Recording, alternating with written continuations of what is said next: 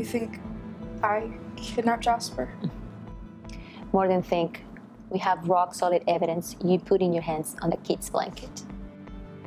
You got it wrong. You went into Didi's last night, stole her baby, and left them outside to freeze to death. I wasn't trying to kill him. I was trying to save him.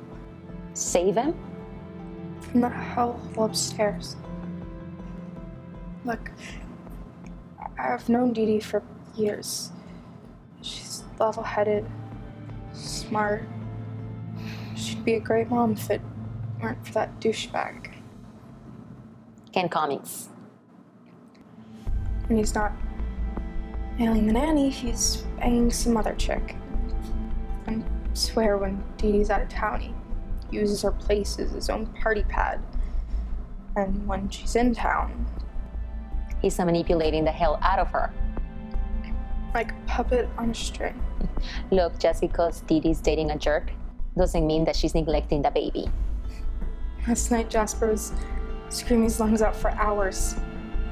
Ken and Imelda just ignored him, kept screwing. So you thought he'll be better off dumped in an alley? I left him at Tumbleweeds. People there love kids. I wrapped him up real nice and left him.